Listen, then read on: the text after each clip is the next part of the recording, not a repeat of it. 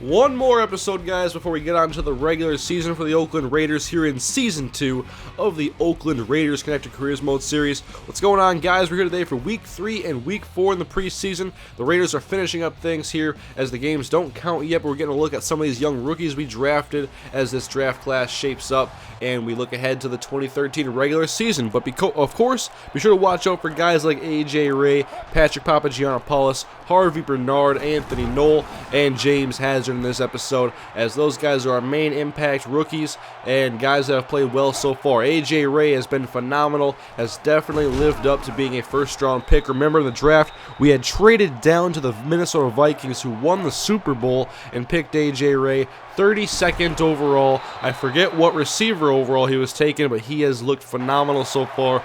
And perhaps in this episode he can seal his fate as being a starting receiver for the Oakland Raiders in his first year in the NFL.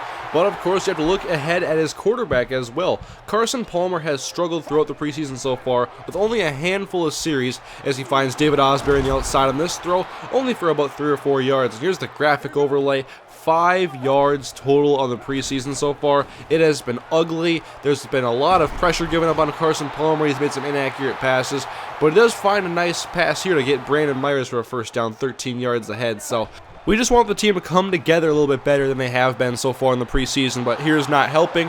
3rd and 12, Carson dishes out a nice throw to Denarius Moore, who can't handle the curl route, and he drops what may have been a first down grab, but will go later in the game. And there is Darren Mcfadden running the ball. He's had a lot of great runs so far in the preseason. He's been electrifying, and now Carson off the play action. Good pressure pickup, and there is Rod Streeter making a catch, and he will take it the distance. Touchdown, Raiders.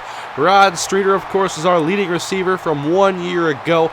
He came into the league last year as an undrafted rookie wide receiver out of Temple, and with injuries and a trade to 3 of our top receivers, Rod Streeter was left as being the top option for the passing offense, even after we picked up Terrell Owens, and he shined last year, and now he's battling for a starting role between Denarius Moore, him, and A.J. Ray. That's one of the big things we're looking at in this preseason, so let me know in the comment section, guys, what do you think our receiving core should look like? Because there's 2 different situations we have. We can only start 2 receivers, Denarius Moore, Rod Streeter, or A.J. Ray. Obviously, Ray has been the most impressive so far, but last year we saw Denarius Moore make a lot of clutch catches, especially in traffic. And the other situation is at slot receiver. We picked up Danny Amendola to do battle with Jacoby Ford, and both of them have had pretty good preseason so far, with Amendola having a little bit better of a highlight reel to say from the preseason game so far. So basically, we have to choose our top 2 receivers and then who is going to be the primary slot guy between Amendola and Jacoby Ford. And Jacoby Ford is probably going to assume returning duties no matter what. But right now we're seeing Patrick Papagiannopoulos in the game as he's off to a little bit of a slow start compared to his last couple of games where he shined in the preseason. And he finds Richard Gordon on the backfield for a first down, and now a new set of downs for Big Papa. He'll throw it long. A.J. Ray, he is electrifying. A.J. Ray goes up, snags it. It's a 61-yard touchdown pass from Patrick Papagiannopoulos, and this is why we have A.J. Ray. Look at this throw. Papa is hit, and then A.J. Ray does the rest. Nasty. That was just sick. A.J. Ray has been nothing but impressive so far this preseason, and we're definitely happy to have him on the Oakland Raiders. And so, back to a little bit off-topic conversation. Be sure to leave your guys' thoughts on the preseason so far in the description, as well as your thoughts on the quarterback situation, the wide receiver situation, whatever your opinions are. I mean, Carson Palmer will be our starter going into Week 1.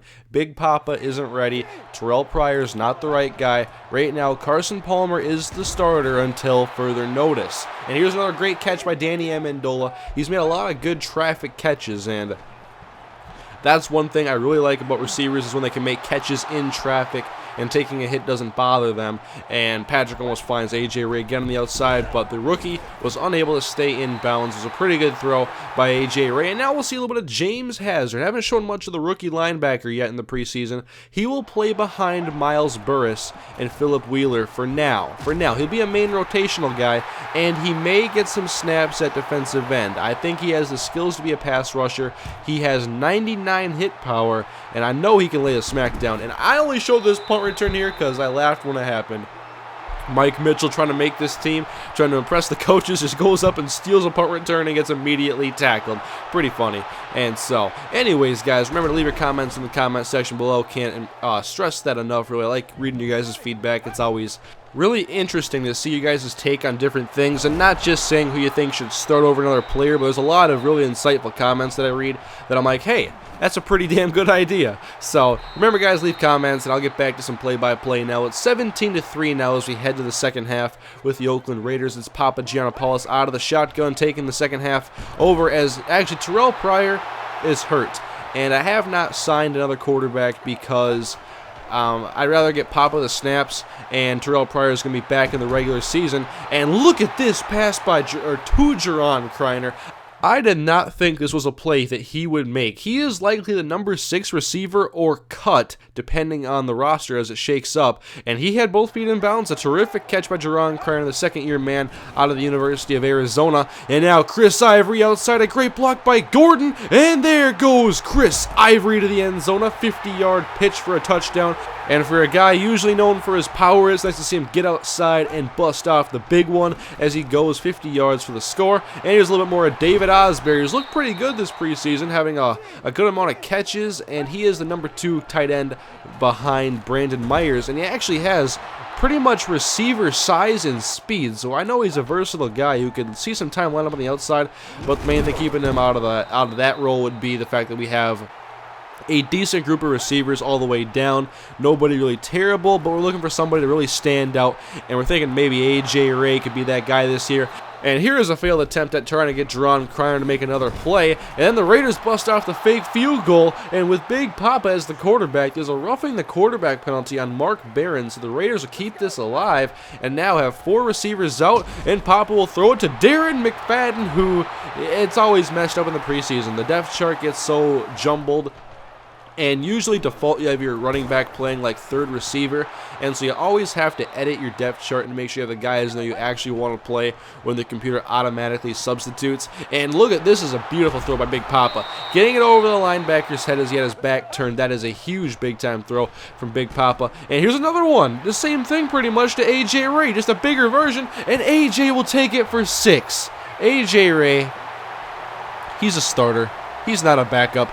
Starters play like this. Backups do not do this type of thing. 38-3, the Raiders putting the hurt on the Tampa Bay Buccaneers, and still Big Papa is letting it fly and just racking up the yards today. Over 263 touchdowns as Jacoby Ford takes a shot on the play after he makes a terrific catch over the middle on the deep post. And now 1st and 10 for Big Papa, going to the outside again. Jaron Kreiner, as a lot of guys in the passing game today are showing their worth against Tampa Bay's horrid secondary. 1st and goal, Big Papa is intercepted by Gator. He wanted A.J. Ray, and that pass was well behind him, and the Bucs take over. The final score of this game would be 38-6, a big win over the Buccaneers for the Raiders, as Big Papa throws for over 300 yards in this game. And of course, there are big plays from Chris Ivory, A.J. Ray, Jaron Kreiner, stuff we are really happy to see.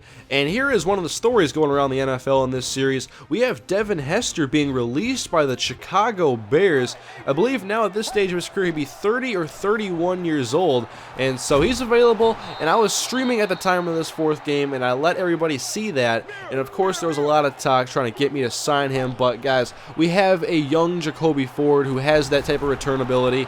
And right now, we don't have room for 7 receivers. We know someone's going to get cut, and I'd rather have the youth and the talent that we have right now with our 6 receivers as we decide what we're going to do before the end of the year.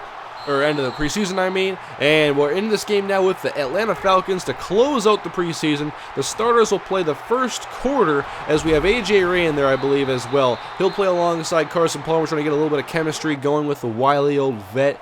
And we'll see Matt Ryan doing some work on our defense. And now Michael Turner takes off and he gets a 1st down carry on 3rd down and short. And that drive would lead to an Atlanta field goal. So here is one of the final looks at our starting offense before the regular season. Darren Mcfadden goes up ahead. He's had a great preseason. After we put him on the trading block, he has really played well, and one of my concerns about him is that he had 6 fumbles 1 year ago, and that's the Denarius Moore that I've been looking for this whole preseason. 17 yards, takes a hit, and so he doesn't drop the ball, and that's why we keep it 17 yards. It's a great thing. And now McFadden, oh, a nice stick on the play.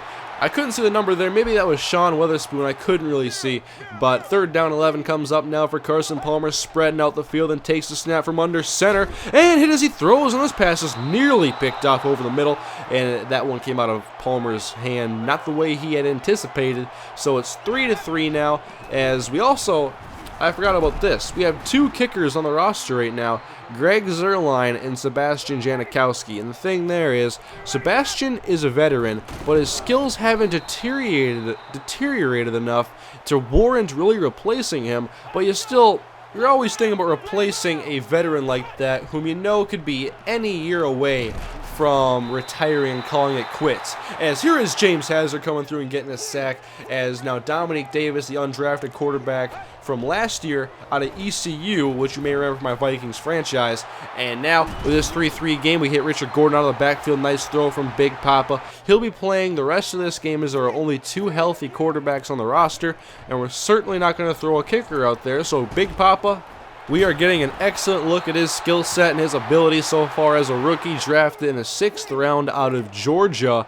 And 3rd and 9 coming up for Big Papa. He will throw, lobs it to the end zone, and A.J. Ray makes the catch. A flag is down, roughing the quarterback on Atlanta, but A.J. Ray was ruled out of bounds. Another catch that he could have had if he had stayed in bounds, his 2nd of this episode. Not really a big deal. It's a really difficult thing to do sometimes given the situation, but A.J. Ray has been very impressive so far, and that's not going to take away from anything he has pulled off in this preseason with like 4 or 5 touchdowns. And now Big Papa finds an open David Osbury, leads him to an open spot, and he makes a catch for a 1st down into the red zone, as the Raiders look to extend their lead upon the Atlanta Falcons as we approach halftime. And a quick strike to Osbury again, as he has had a great preseason, but he is shaken up on this play, and so Marcel Reese will be the fullback actually, with Richard Gordon going to the backfield, and we're stopped inside the 10-yard line. Great defense by Atlanta, and so we kick a field goal.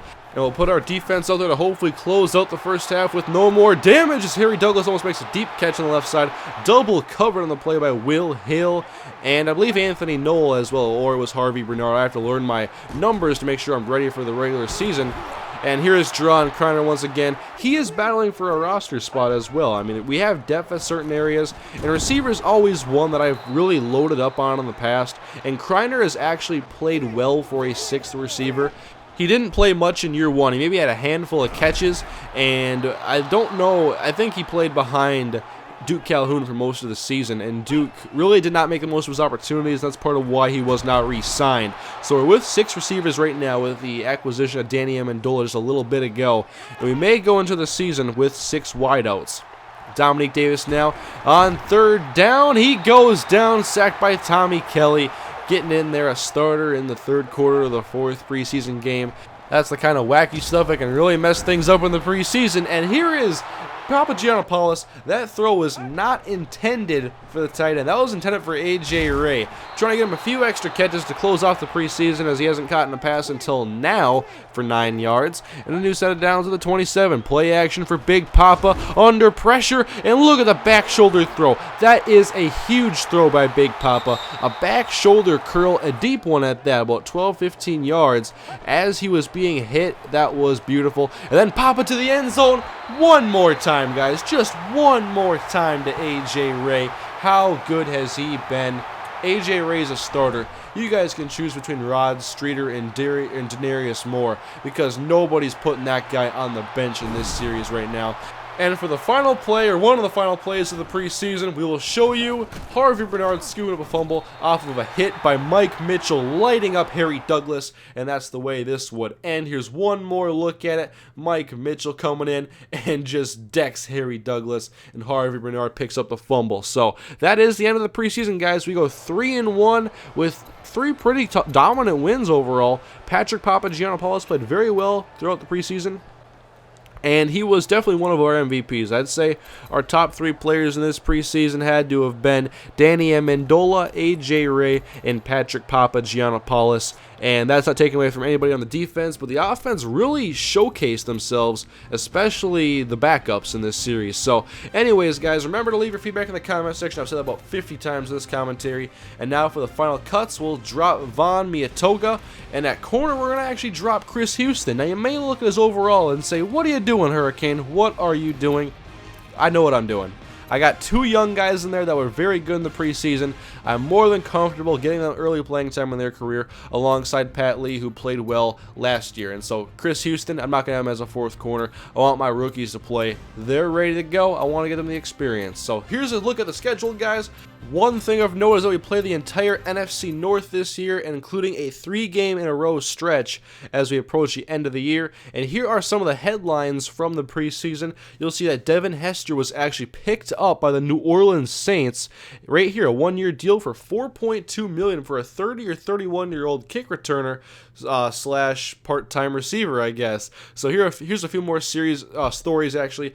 One of the things I want to do this year is give you guys a better look at the whole season and the whole league, actually, like more standings and statistics to look at. I think it'll help you guys get more interested in this series, and if you guys like that, of course, let me know that you want to see more of that just to confirm my opinion or my idea right now in the comment section below. Hope to see a lot of comments and feedback on this video, but be ready, guys. Next week, we open up the regular season against the Cleveland Browns. Sadly, we'll be without Lamar Houston for about 5 games because he has an injury we have to take care of, but the Raiders are ready for week 1. Thank you guys for watching. Be ready. Silver and black in 2013. Thank you for watching, guys. I'll see you later.